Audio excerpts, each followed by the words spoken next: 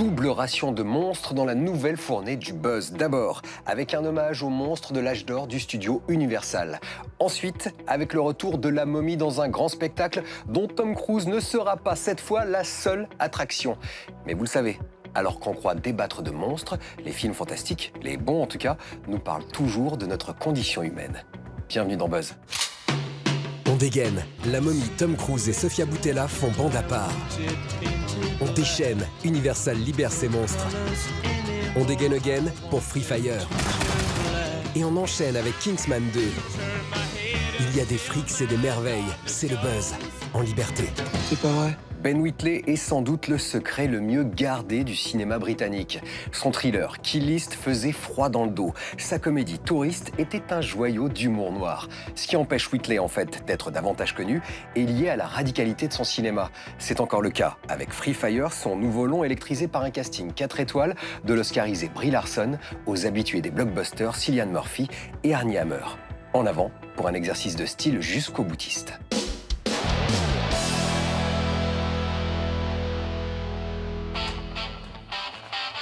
So, what do you say we check out the merch? Come out, wherever you are. Is that what we ordered? You're a little bit rude, eh? Chirping the bird there. He says it's not what he ordered. I ordered M16s. Really? I'm not running a pizza delivery service. Une vente d'armes volées tourne au jeu de massacre. Dans le radical Free Fire, Ben Wheatley réduit l'humanité à un panier de crabes. Le réalisateur des dérangeants Kill List et Touriste se moque de plaire à tous les publics. Il a une vision et il compte bien s'y tenir. J'ai visionné beaucoup de films d'action modernes. Il n'y a plus que des cascades et des explosions énormes. Et je me suis demandé pourquoi ça ne me procurait plus d'émotion. J'ai étudié des films plus anciens pour comprendre d'où venait la tension que je ressentais devant des scènes d'action à dimension humaine. Ben Wheatley entraîne son premier gros casting dans les années 70 pour un film d'action quasi expérimental, inconfortable, sauvage et drôle.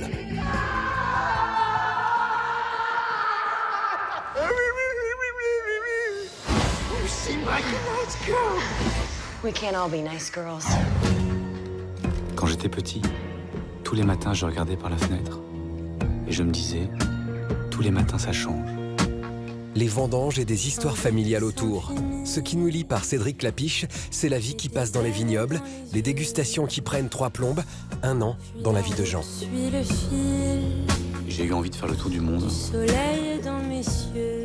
Et voilà, j'ai fait le tour du monde. Jean ? Jean ? De retour au cinéma après la série télé 10%, Clapiche livre un petit cru avec la génération montante du cinéma français. Anna Girardot, François Civil et Pio Marmaille. L'amour c'est comme le vin. Faut du temps. Ça donne pas envie de rester là, tout ça ? Alors que la momie s'apprête à se réveiller sous l'impulsion de Tom Cruise, on se souvient que bien avant le DC Universe ou le Marvel Cinematic Universe, le studio Universal avait proposé le premier un corpus de films autour de ses personnages phares. La momie donc, Dracula, l'homme invisible ou encore l'étrange créature du lac noir. Des monstres en noir et blanc qui firent les belles heures du studio. Universal s'apprête à relancer la machine avec sa momie Next Gen en première salve d'une série de films littéralement monstrueux. On zoome sur le blockbuster avec Tom Cruise, mais juste avant, je vous rafraîchis la mémoire avec un film hommage aux monstres d'Universal.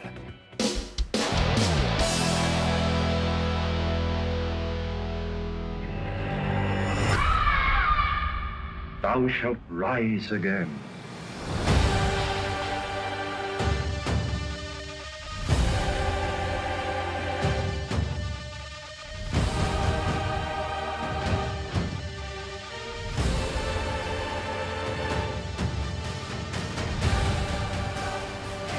The superstition of yesterday and become the reality of today. I shall come back very soon now. With terrible power. The nations of the world will run squealing in terror.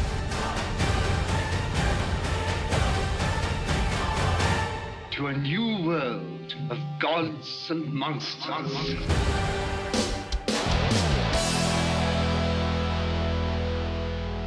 Bienvenue dans un nouveau monde, peuplé de dieux. et de monstres. Une princesse égyptienne enterrée en Irak refait surface de nos jours suite à la maladresse de ce corneau de Tom Cruise. La suite est une ode à la pyrotechnie et aux effets digitaux. Je l'ai vue. Elle existe.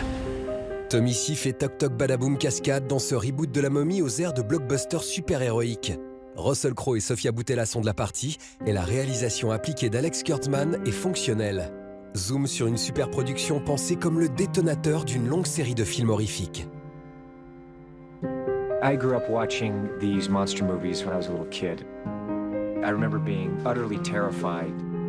There is something about those first horror movies. Alex wants to give them proper honor.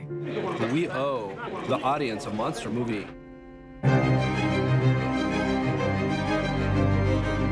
Here we go. 3, 2, 1, go! The key for us was to tell a story that felt real. Our picture takes place in modern day. What's interesting about the way these stories are told is you identify with these classic characters. They terrify us, and yet you feel sympathy for them. Welcome to Prodigium.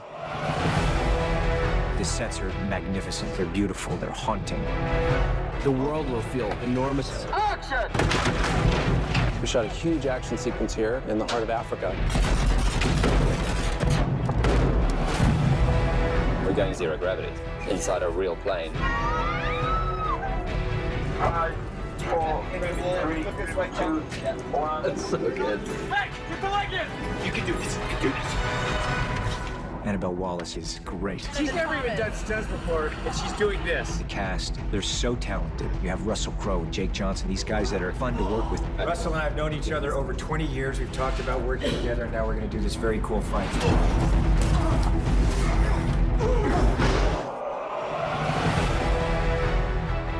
Sofia Boutella brings a true humanity to the mummy, even when she's doing horrifying things. The audience can expect to be excruciatingly terrified. Tom said, this is bigger than anything I've ever done before. It's like being on a roller coaster ride. That's what this film's going to deliver. It's going to keep you right on the edge of your seat. You're not going to want to take your eyes off the screen. It's a hell of a lot of fun. La momie lance le Dark Universe d'Universal. L'aventure aussi bruyante que solidement charpentée ne révolutionne pas le genre. Elle vaut surtout pour Tom Cruise, toujours plus physique, et Sofia Boutella, impec en momie revancharde. Tu peux pas fuir. Ni te cacher. Elle a des projets pour toi. En 2015, le metteur en claque et en salto arrière de Kick-Ass décidait de réinventer la figure de l'espion britannique. Kingsman, par Matthew Vaughn, c'était une fantaisie stylée dopée aux morceaux de bravoure et à l'humour so-british avec Colin Firth et Samuel L. Jackson en tête de gondole. On prend les mêmes et on recommence avec la suite, forcément très attendue. Kingsman, le Cercle d'Or, brillera sur les écrans du monde entier à l'automne prochain. On regarde les premières pétarades et puis juste après on décadre l'actu avec du jeu vidéo et de la bande dessinée.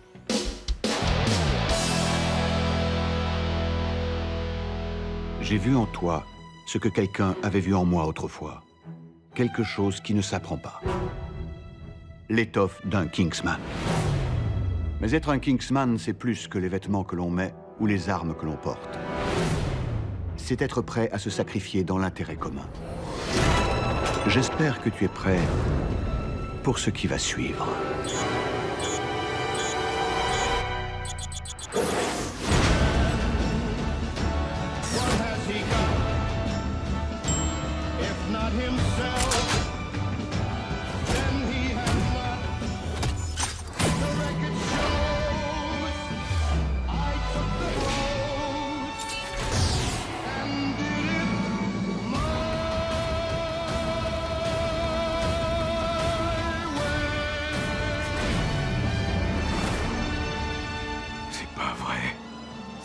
Merde.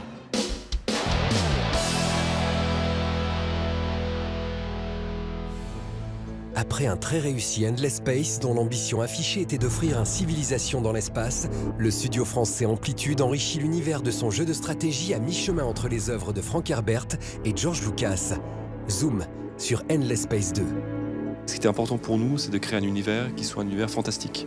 On était dans l'espace, mais dans l'espace, il y a de la magie, et il n'y a pas juste finalement de la science. Il n'y a pas que forcément Star Wars et Dune, voilà. Mais en tout cas, ça donne lieu à de belles histoires, à des beaux peuples qu'on va rencontrer aussi. Les populations sont au cœur de l'expérience de ce nouvel épisode. Toute bonne société ne saurait se réduire à ses choix politiques et stratégiques. Elle existe aussi en son cœur, grâce au peuple qui l'anime. Les populations vont évoluer en fonction de ce qui se passe. Par exemple, s'ils se sentent menacés, ils vont vouloir faire monter au pouvoir donc les militaristes. Endless Space 2, c'est un résultat grandiose à la rejouabilité infinie, à la liberté totale. Les joueurs qui aiment bien se sentir intelligents et récompensés pour leur bon raisonnement trouveront effectivement un jeu qui va leur parler, parce que c'est un jeu de stratégie quand même à la base, et c'est ça qui est important.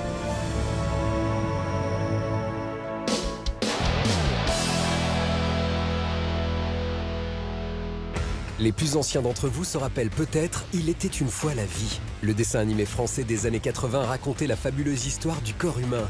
30 ans plus tard, côté Japon, version manga, les brigades immunitaires offrent une modernisation du thème. Page après page, on part à la découverte de nos défenses vitales, globules et autres agents en lutte contre les méchants virus. Une manière ludique d'en apprendre plus sur nous, les explications médicales se multipliant. La représentation de notre anatomie est ici fantasmée comme une ville grouillante d'activité, là où on aurait peut-être aimé une vision plus authentique des organes. Quant à la lutte pour notre santé, elle prend la forme de combats épiques. Face à la maladie, les enfants auront maintenant toutes les raisons de se laisser administrer leurs médicaments en se rappelant cette vision héroïque de leur corps.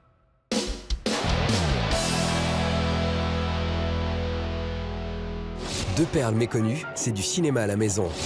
Dans L'Empereur du Nord, Lee Marvin incarne un vagabond fuyant la misère, opposé à un chef de train sadique joué par Ernest Borgnine. L'occasion pour Robert Aldrich de filmer un combat furieux avec l'Amérique de la Grande Dépression en toile de fond mythologique. Dans l'interview du DVD, le scénariste reconnaît l'apport de la mise en scène d'Aldrich. Un livret de 86 pages complète cette belle édition. Wait, what if you don't go? I have to, Kat. I made a commitment. Un jour dans la vie de Billy Lynn est un des plus beaux films d'Ang Lee. Le réalisateur de Pi et de Tigre et Dragon croque cette fois le retour d'Irak d'un bataillon moins héroïque qu'il n'y paraît. En filigrane, Lee rappelle que la guerre n'a jamais servi que les intérêts des puissants. En supplément, un long making-of. The first time in my life, I feel close to something bigger than myself. C'était le 42e buzz de l'année, mesdames et messieurs. Avant que le générique de fin n'emporte avec lui tous ses visages, tous ses sourires et toutes ses larmes, j'aimerais vous poser une question. À la clé, en cas de bonne réponse, des places de ciné, des DVD. Vous l'avez vu plus tôt, La Momie est de retour dans les salles sous les traits de l'excellente actrice franco-algérienne Sofia Boutella. Mais qui incarnait la momie dans l'original de 1932? Était-ce Toutankhamon? Mais peut-être était-ce Christopher Lee ou Paul Prébois? À ma main. À moins que ce ne fût Boris Karloff. Si vous pensez avoir la bonne réponse, allez chercher votre bonheur sur ParamountChannel.fr. C'était le buzz avec Sophia, Tom, Pio, Anna, Brie, Céliane, Samuel L, la galaxie du cinéma et les étoiles à l'intérieur. À la semaine prochaine si le cœur vous en dit. Et d'ici là, faites-vous une toile.